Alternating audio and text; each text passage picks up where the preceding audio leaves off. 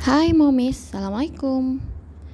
Sebelumnya aku ucapkan dulu selamat tahun baru dan selamat beraktivitas untuk mengawali hari di tahun 2022 ini.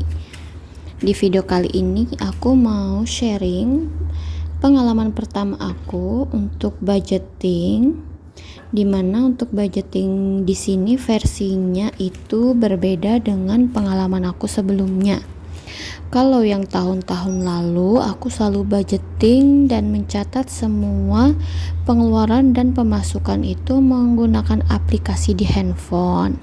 Dan untuk tahun yang pertama ini, di tahun 2022 ini, aku ingin mengatur keuangan aku untuk keluarga itu dengan cara mencatat secara manual.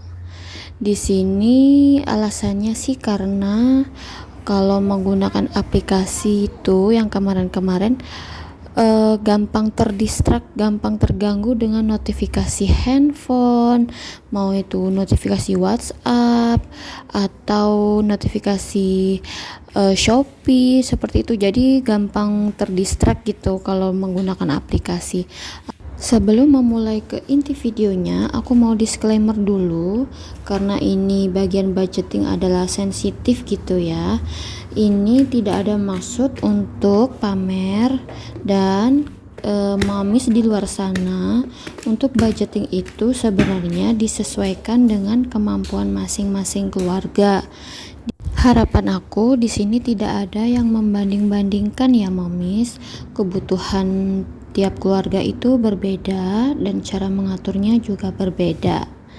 Oke deh, seperti itu untuk disclaimernya. Sebelum kita lanjut lagi, aku minta tolong untuk klik subscribe dan tekan loncengnya ya. Dan jika video aku ini bermanfaat untuk teman-teman, boleh dibantu untuk klik like dan komennya.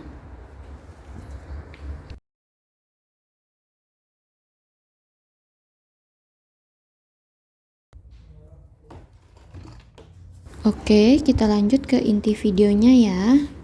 Aku adalah tim gajian di awal bulan.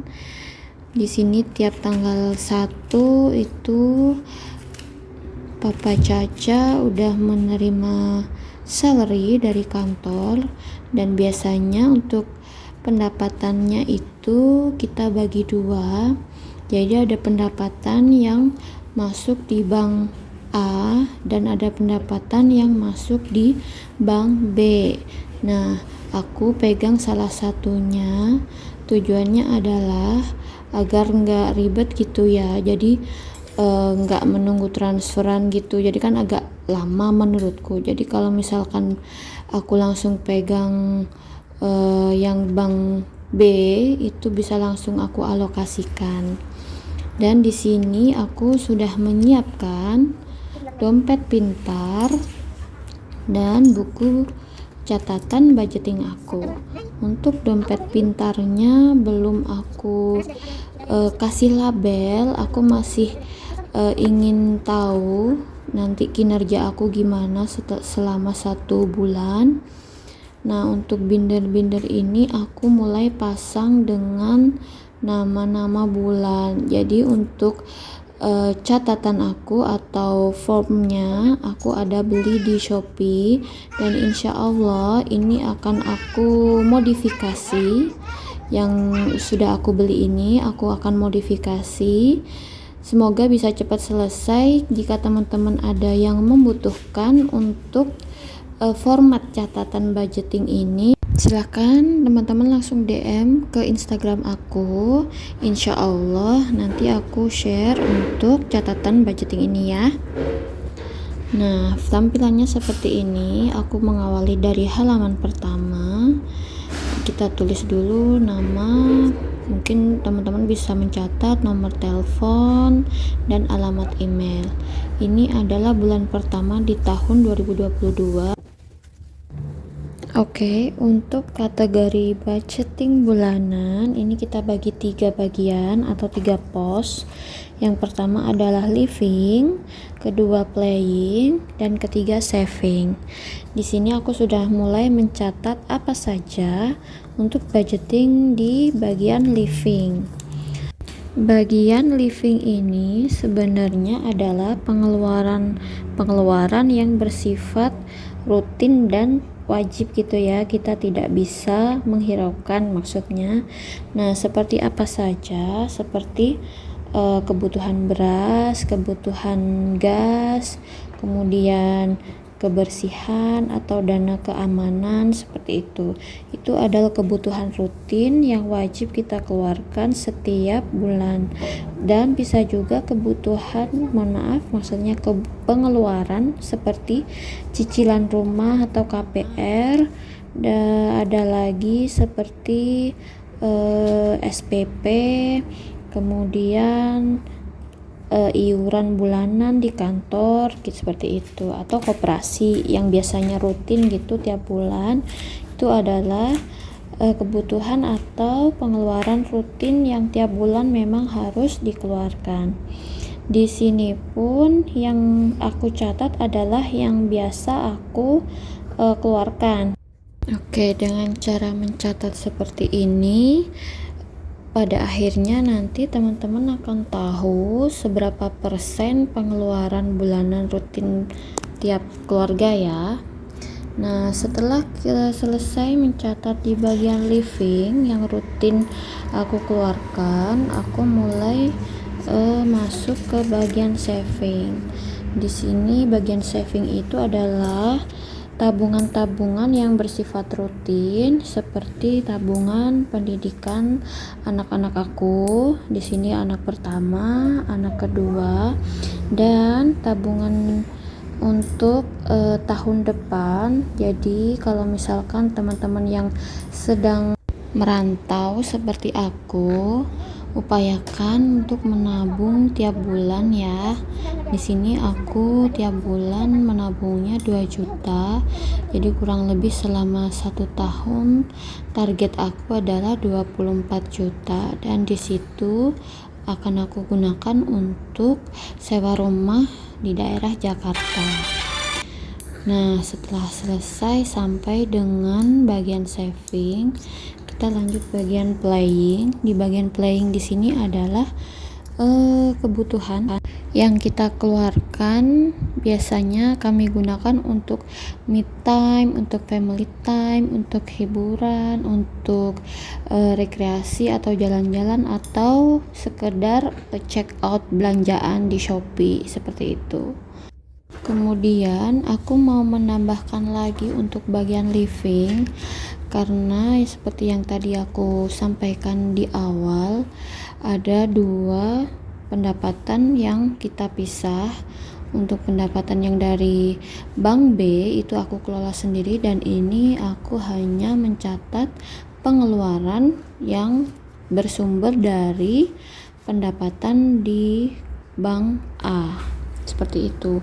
Sebenarnya tidak akan aku kelola, cuman aku akan mencatat, dan itu nantinya akan kita review tiap bulan apakah pengeluarannya sesuai atau bahkan melebihi. Seperti itu. Yang pasti semoga tidak melebihi budget ya teman-teman. Harapan kita pasti berapapun pendapatan atau rezeki yang kita terima dari suami, itu kita pergunakan semaksimal mungkin, kita manfaatkan seefisien mungkin. Jadi misalkan pun ada sisa, itu kita bisa tabung untuk kebutuhan yang lainnya. Istilahnya itu never too young nor too late to start manage your money. Jadi tidak ada yang kata terlambat untuk kita memulai mengatur keuangan kita. Nah, di sini aku suka banget, alhamdulillah terbantu banget dengan financial planner ini, buku ini maksudnya, karena ini cukup membantu untuk menyusun rencana keuangan aku.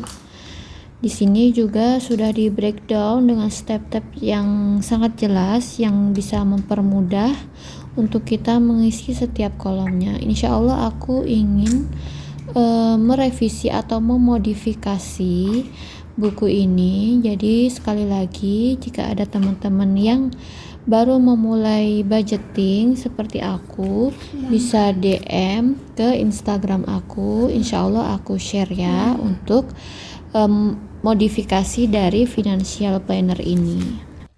Nah, setelah selesai mencatat atau memisah-misahkan pengeluaran bulanan, saatnya kita memisahkan dana-dana yang sudah tersalurkan ini ke pos-pos masing-masing.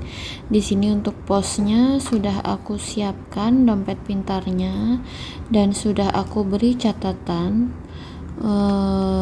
untuk tiap posnya. Posnya bisa langsung disesuaikan dengan yang catatan yang tadi sudah kita siapkan. Kira-kira apa saja untuk pos-posnya? Seperti yang sebelum-belumnya, pengeluaran bulanan seperti belanja bulanan ini aku budget 900.000, aku sisihkan langsung masuk ke pos belanja bulanan. Belanja bulanannya juga aku bagi dua, jadi ada yang aku belanja di supermarket, ada pula yang belanjanya di pasar. Biasanya untuk kebutuhan yang belanja di pasar itu seperti gula, tepung, itu kan ada yang kiloan. Biasanya harganya memang lebih murah atau terjangkau yang di pasar dengan harga kiloan itu. Jadi aku belanjanya di pasar. Dan untuk yang di supermarket itu seperti susu UHT si kakak, kemudian bahan atau perlengkapan toiletries, terus ada juga seperti kopi untuk papa, seperti itu sih hal yang wajar, pengeluaran yang wajar yang biasanya kita konsumsi di bulan yang sama. Proses memisahkan atau memasukkan uang tunai ke dalam dompet pintar ini menurutku hal yang menyenangkan ya. Jadi istilahnya kalau kita pegang itu kita seperti pegang banyak uang gitu, padahal juga dipergunakan untuk dalam satu bulan, jadi menurutku sama aja. Cuman rasanya sebagai ibu rumah tangga itu ini seperti hiburan gitu bagiku, kesibukan baru yang mulai aku terapkan dan itu cukup menyenangkan. Mungkin teman-teman juga bisa sharing kegiatan apa yang bersifat mungkin sepele gitu ya kalau orang lain lihat, tapi bagi kita itu menyenangkan. Itu kegiatan yang seperti apa? Boleh di share atau di komen di kolom bawah ya. Oke, balik lagi ke tema awal tentang budgeting ini. Kemudian ada pengeluaran rutin seperti air mineral dan gas. Dan di sini kan biasanya aku belanjanya bertahap, jadi nggak langsung aku beli dalam satu bulan. Nah, itu aku buat lagi catatan tanggal-tanggal dimana gas itu atau air mineral itu habis. Jadi untuk tanggal belinya nanti akan aku catat juga di bagian kertas merah tadi. Dan ini adalah kelebihan dana di bulan lalu, alhamdulillah bisa aku tabung. Nah, untuk 15.000 yang aku lipat itu sebenarnya adalah sisa dari dana yang telah aku tarik dari bank. Jadi kan misalkan dana yang aku butuhkan 782, kan pasti aku tarik di ATM itu 700 atau 800.000. Nah, itu sisanya yang tadi 15.000. Kurang lebih seperti itu untuk budgetingku untuk bulan Januari ini. Semoga sharingku ini bermanfaat bagi teman-teman dan bisa memotivasi teman-teman yang lainnya. Terima kasih untuk teman-teman yang sudah menonton hingga akhir ya. Assalamualaikum, sampai jumpa di video selanjutnya.